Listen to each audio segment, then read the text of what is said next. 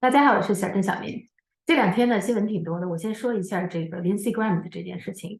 经常看我的节目的人应该对这个人不陌生，他是美国的一个参议员，是共和党人，南卡罗来纳州的参议员。他这两天呢是一个视频出现在社交媒体，这个视频事实上是乌克兰的总统新闻部发出来的，所以是乌克兰正式的发出来的。这个视频是说他前几天在访问，到乌克兰去访问。然后就是吃饭的当中跟泽连斯基和一些其他的人聊天聊的当中呢，他就说到，什么自由啊，这个那个，然后他就说到这个俄罗斯人在死，他觉得是很合算的，具体的情况呢，你们大家自己看，先看一下这个视频。Free or die. Free or die. Now you are free. Yes. And we will be. And the Russians are dying. It's the best money we've ever spent. Thank you so much. 这个视频被转发了很多，传得很厉害。那么俄罗斯人也看到了，现在呢，俄罗斯政府呢正式下达了对他的逮捕令。这个逮捕令出来以后呢，Lindsey Graham 自己又跑出来说呢，他说不是这样的，他说我们当时不是这么说的，是有人给剪接过的。那所谓的剪接过的，那不就是乌克兰的政府吗？因为这个是从乌克兰政府的总统新闻发言处出来的。那所以就是等于就是乌克兰人给他剪接的了。那 Lindsey Graham 这个人吧，我就觉得他这个话到底是怎么说的，其实也不奇怪。这话如果完完整整他就是这么说的，也不奇怪。他是一个特别特别鹰派的一个人，也可以这么说，就是说，这世界上没有一个战争他是不赞成的。只要有事儿他就是想打仗，没事儿他也想打仗。他赞成俄乌战争，这是肯定的。2016年的时候，他到乌克兰去的时候，曾经有过这么一小段，他是这么说的，大家看一下。I like the structural path we're on here. As long as we help Ukraine with the weapons they need and the economic support, they will fight to the last person. 因为他的这个视频，所以很多人就说他是等着乌克兰人打到最后一个乌克兰人。那他也是这么说的了。他说他们可以打到最后一个人嘛？那他就是这么说的。除此以外呢，当然他也不会放过台湾的。关于台湾的事情，他也说过，我以前在我的节目里头做过。大家再看一下他对于台湾的事情是怎么说的。这个是 CNN 的一个采访，是在佩洛西去年窜访台湾之后，他接受的一个采访，他是这么说的。Is this an area where you actually agree with Speaker Pelosi? Yeah, she should have gone. Is this an area where you actually agree with Speaker Pelosi? Yeah, she should have gone. I'm glad she went. If she hadn't gone, what would that have sent signal to the Iranians and to the Russians? I want to build on what Dick just said. One thing affects the other. Why does anybody care about Taiwan? 90% of the high-end chips for refrigerators, the F-35, and cars are made in Taiwan. How would you like the Chinese Communist Party to own that whole market? We need supply chain break from China. So Taiwan's important to us economically. The last guy that tried to rewrite the map of Europe by force was Adolf Hitler. It threw us into a major war. This is a land war in Europe in 2022, and the Ukrainians can win this thing with our support. So here's what I want China to know. Putin made a big miscalculation. Almost 6 months into this war, Ukraine is bloodied but still standing unbowed. NATO is bigger, not smaller. The International Criminal Court is coming after Putin and his cronies, and we're going to strangle the Russian economy as long as they're the largest state sponsor of terrorism. So if you want to receive what Putin did, try to go into Taiwan. They're going to fight to the last man in Taiwan. 对吧？他也说让台湾人打到最后一个台湾人吧。他说他们要打到最后一个台湾人就是这么说的。所以他即使就是如果这一段是断章取义的话，我觉得其实也不冤枉他了。他就是这么一个特别好战的一个人。就是我说的，他世界上没有一个战争他是不支持的。他现在又在推动，想说让以色列和伊朗要开战。他当然没有说以色列赶紧去打伊朗，他不是这么说的了。他就说要有要让，就是说要保护以色列呀，什么以色列要防范于未然呐，不能让这个伊朗太放肆啊，什么什么，就这种话吧。那个意思就是你们赶紧开打，以色列和伊朗也可以开始打了，就这个意思。所以就是这件事情现在这两天传得很厉害。逮捕令啊，事实上是一种暗号了。就是如果逮捕不了的话，就进行就地解决，这是有这个含义在里头的。他明白，他当然明白这个意思，所以他特别是讲清楚说这不是他说的，等等了。那我们就接下去看吧，看他是不是真正会被逮捕，还是说他对俄罗斯的态度更加是变本加厉。我们看昨天刚刚发生了这件事情 ，Terror Reid 这件事情呢还是比较大的一个事情。因为涉及到美国大选嘛，美国总统大选，涉及到拜登。Tara Reid 是30年前，1993年的时候，曾经在拜登手下做过事情的一个职员，一个女职员，年纪很轻那个时候。她呢，在2000年的时候出来，她说拜登有强奸过她，当时就是93年的时候，30年前。那么当然，拜登否认这件事情。他这件事情的最大的意义在哪儿呢？我就认为有了这个 Tara Reid 的事情以后，整个西方的这个 Metoo 这件事情呢就结束了。为什么这么说呢？因为在他之前 Metoo 搞得特别热闹的时候，任何一个女人跑出来说谁谁谁怎么样我了，马上就好多人说啊支持他呀，怎么样，好像从来没有人怀疑过这个人说的是什么。那么可是他的事情一出来呢，就没有人出声也没有人支持他，甚至还有人说啊他是胡说呀什么的。就因为涉及到的是拜登，别的人都可以，像一些好莱坞的演员呀什么的，这些都没问题，但是到了拜登这就不行。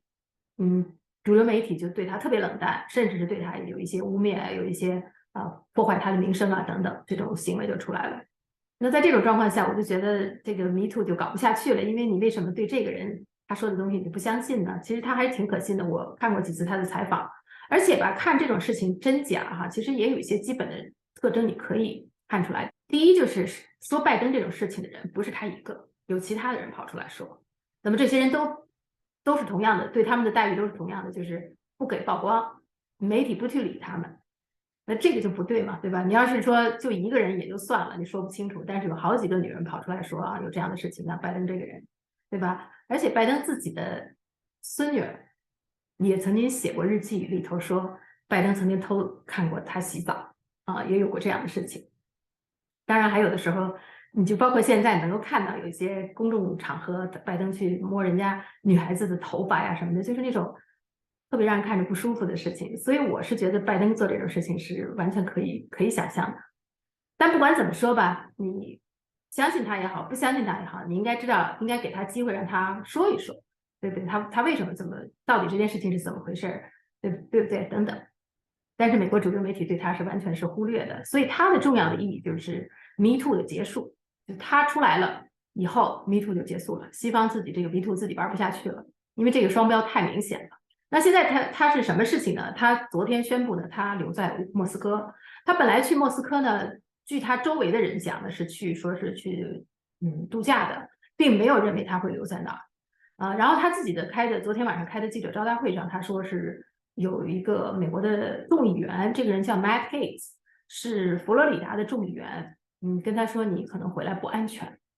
他自己权衡了一下，可能也不仅仅是因为这个众议员吧，他可能也受到了一些其他的威胁还是怎么样，他自己权衡了一下呢，就觉得说他先不回来了，准备呢就在俄罗斯申请俄罗斯公民，但他仍然希望能够保留他的美国公民，而且如果需要他作证或者是什么呢，他可能也是他的意思我想就是说他也会想继续作证，当然就是说是通过视频了，我相信他是这个意思。这边主流媒体对他的报道就是说他一直都是心向莫斯科的，一直是支持普京的等等了这只能是证明了这一点。甚至有的人说他是不是从一开始就是间谍什么之类的，这种话可能都有，这不奇怪了那么我呢就想分享的是他自己昨天在新闻发布会上说的，他说的还挺清楚的，把前前后后的事情我觉得他讲的还挺清楚的。后面还有一小段是今天有人在白宫的记者会上面他问到这件事情的时候，白宫的记者发言人的一小段回答。I feel really happy to be here, and I feel safe. And for those of you that don't know me, I am a writer, an author, and I'm a former aide for Senator Joe Biden.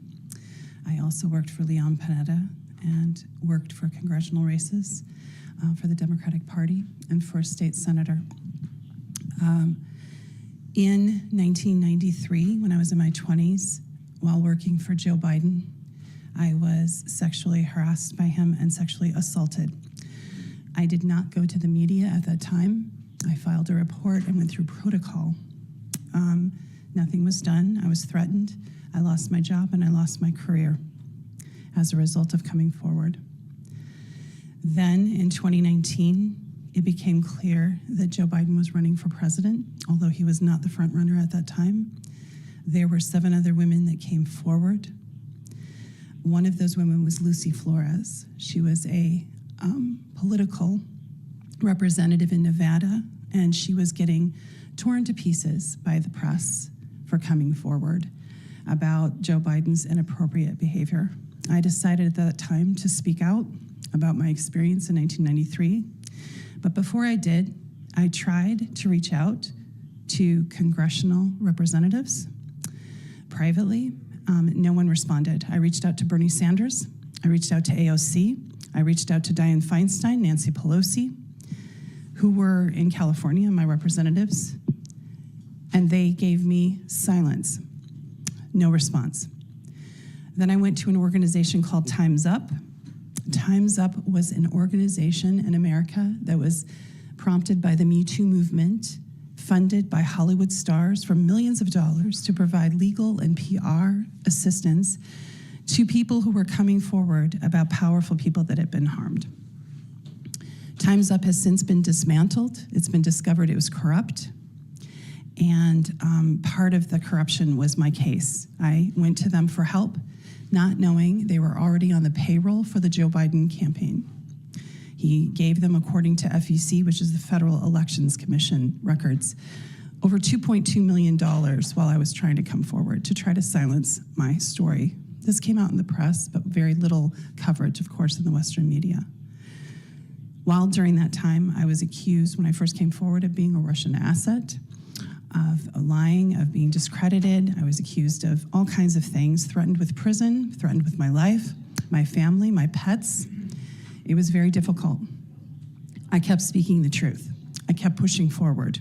I kept pushing forward to Republicans, hopefully that would bring an investigation into Joe Biden. Finally, this year, Matt Gaetz and Marjorie Taylor Greene, both U.S. Congress representatives, said they were going to investigate Joe Biden. But then what happened is, of course, the attacks on me started again and the threats. People started messaging me, asking me if I was suicidal, asking me, making vague threats. And I could see that starting again. And I said, I put out a viral tweet saying, that I am healthy and I am determined to bring Joe Biden to justice, to bring some sort of investigation, and to testify under oath before Congress if asked. During that time, I had the opportunity to come to Moscow, Russia. I've always loved Russia. I do not see Russia as an enemy, nor do many of my fellow American citizens.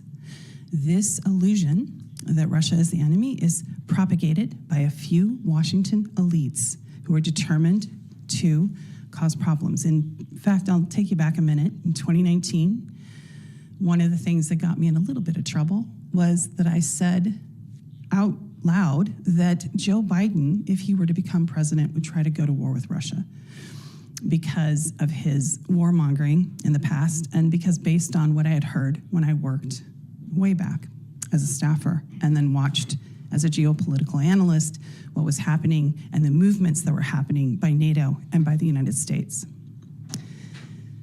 So that brings me back to the present. I had an opportunity to have my book, which is already published in different languages. I took that opportunity and had meetings and had a vacation and enjoyed Moscow. Apparently, the US government wasn't happy with my choice of vacation spots. So it became clear that going back might be a problem. I don't know the level of which the attacks will continue. I only know that when I got off the plane in Moscow for the first time in a very long time, I felt safe and I felt heard and I felt respected. And that has not happened in my own country. I did talk to U.S. Congressman Matt Gaetz. I have not concealed anything. I told him I was in Moscow, Russia, and I told him why. And he said something very stunning. I am considered a whistleblower, as you know, in the United States. One of the cases I will be testifying is about how the DOJ and the FBI has weaponized by the Biden administration against its own citizens.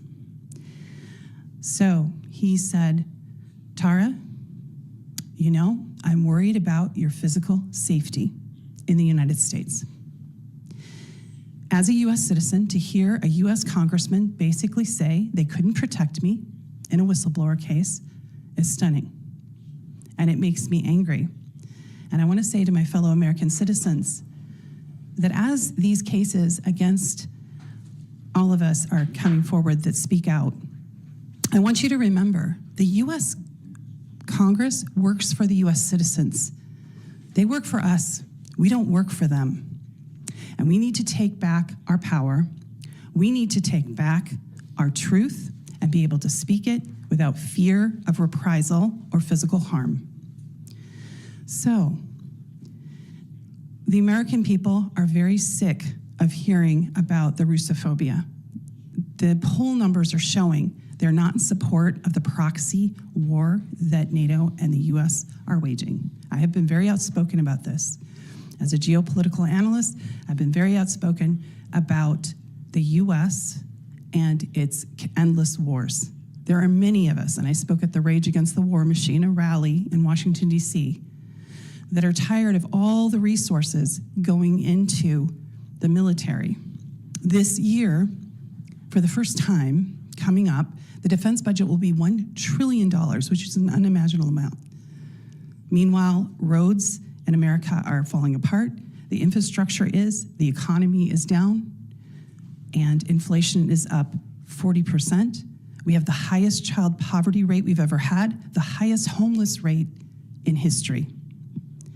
Our economy is crashing, and they're continuing to warmonger. Recently, it came to my attention that one of those representatives said something incredibly deplorable. And that's what he said was, speaking, I believe, to the Kiev regime, that he thought the money spent was well spent killing Russians. The only word I can think for something like that is evil. That is evil, and that is not the sentiment of the American people. And for a representative of the US Senate, US Congress, to continue these rhetoric that is so hateful, it's so deplorable. So much of what you've seen in a lot of my content when I've talked about my case, I've also talked about the targeting of Russia and Russians and even your president. I think it's wrong, and I've spoken out about it. And there are many people around me that think it's wrong, but are afraid to speak. So further, I want to talk about the whistleblower issue. Whistleblowers, there's an act in Congress, we're supposed to have protection. Where's my protection? Where are others? Why are so many people having to seek shelter in Moscow? I feel very lucky to be here. I don't want people to think that anyone told me what to say or anyone put me up to this. I feel very fortunate, and these are all my own thoughts. And if you follow my Twitter and you follow my content, you know I talk about geopolitical issues. You know that I analyze those things. You know how I feel about all of these things. And you also know that I never got an investigation into Joe Biden forward. It never happened as of yet. Now, I'm told that very soon it will. Hopefully, I'll be able to testify. And one thing I want to make clear, and I want my fellow American citizens to really hear this if they see this, don't be intimidated, because I'm not. I'm not going to be intimidated, bullied, or silenced. I'm going to speak out, and I'm willing to speak under oath about the corruption I witnessed, about the crime I experienced. And it is remarkable that Joe Biden raped me when I worked for him in the US Congress, and I'm supposed to be the fugitive. That is ridiculous. And it's unacceptable, and I don't accept it. So as I move forward, I hope to find safety here. I appreciate my friends in Moscow, Russia, that have opened their arms to me and giving me that safety, including Maria Butina. So thank you. I am going to make a request, and it's a large one. I'd like to apply for citizenship in Russia from the president of the Russian Federation, Vladimir Putin, and hopefully Maria Butina can help me with that from the State Duma. I don't know what will happen with that, but I do promise to be a good citizen, and I promise to move forward with my life in a positive way. And, I hope to also have my American citizenship, because the whole thing is my Russian brothers and sisters, I just want to thank you for your warmth and for your kindness and for opening your heart to me when at a very scary time. Spasiba. Tara Reid, who was an aide to then Senator Biden back in the 90s and then in 2020 accused him of sexual assault. She announced yesterday she's seeking citizenship in Russia and she feels safer there. Does the White House have any reaction to that announcement given the accusations that she's made against President Biden? We'd be loath to comment on the musings of a potential Russian citizen. That's really up for her to speak to. Does the White House believe that her allegations may have been motivated by her allegiance to, affinity for Russia? Difficult to say. I mean, I can't get inside her head and speak for her motivations and intentions. That's really for her to speak to. The one thing I will say is that the allegations that her life was at risk by the United States government, absolutely false, baseless. There's nothing to that. 我觉得哈，我个人觉得他这个记者这个问题问的其实不好。一开始这个问题还可以吧，就说你们有什么回答。